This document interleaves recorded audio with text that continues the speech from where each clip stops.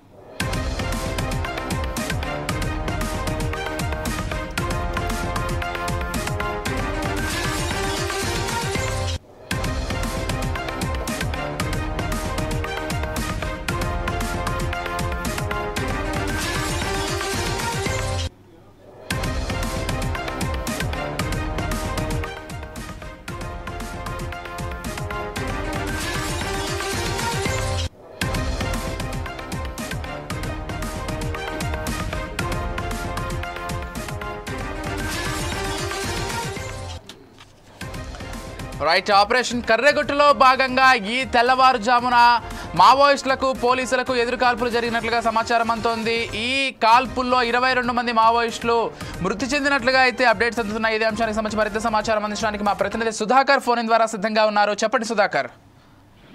విజయ్, తెలంగాణ ఛత్తీస్గఢ్ సరిహద్దుల్లో కర్రెగుట్టలు ఉన్నాయి. కర్రెగుట్టలో మాత్రం ఈ రోజు ఉదయం మావోయిస్టులకు పోలీసులు ఉదయం ఎన్కౌంటర్లో మాత్రం 22 మంది మావోయిస్టులు మృతి చెందిన సమాచారం పోలీసులు ధృవీకరించలేదు. కానీ గత 16 రోజులుగా మాత్రము ఛత్తీస్గఢ్ తెలంగాణ సరిహద్దు ప్రాంతాల కర్రెగుట్టలో పోలీసులు మాత్రం కూబింగ్ నిర్వహిస్తున్నారు. అంటే ఆపరేషన్ కగారులో భాగంగా కేంద్ర ప్రభుత్వం వచ్చేసి 2026 మార్చి 31 నాటికి భారతదేశంలో మావోయిస్టులు లేకుండా చేస్తానని చెప్పి కేంద్ర మంత్రి చెప్పడం జరిగింది. ఈ నేపథ్యంలో పోలీసు బలగాలు మాత్రం కర్రెగుట్టలు చుట్టుముట్టాయి. గత 15 రోజులుగా కూబింగ్ కొనసాగుతుంది. అయితే ఈ కూబింగ్ కొనసాగే నేపథ్యంలో మొదటగా మాత్రం ఒక ఎన్కౌంటర్ కొనసాగింది. అప్పుడు మాత్రం 3 మహిళా మావోయిస్టులు మృతి చెందారు. కానీ ఈ రోజు ఉదయం నుంచి నిన్న కూడా అదే ఎన్కౌంటర్ కొనసాగింది. అయితే అక్కడ కర్రెగుట్టలో పోలీసులు బాంబులు అమర్చిన నేపథ్యంలో ఆ ప్రెజర్ బాంబులు పేలి ఈ 3 జవాన్లు కూడా ప్రాణాలు కోల్పోయేలా నెలకొంది. అయితే ఈ రోజు మాత్రము మావోయిస్టులకు పోలీసులు జరిగిన ఎన్కౌంటర్ లో మాత్రం సుమారు 22 మంది మావోయిస్టులు మృతి చెందిన మాత్రం సమాచారం కొనసాగుతుంది. కానీ ఇప్పటికీ మాత్రం అధికారంగా పోలీసులు మాత్రం ఇంకా ధృవీకరించలేదు. కానీ ఆపరేషన్ ఖజార్ల భాగంగా మాత్రం కర్రెగుట్ట మాత్రం పోలీసులు చుట్టుముట్టానికి Vijay. Right, thank you Sudhakar.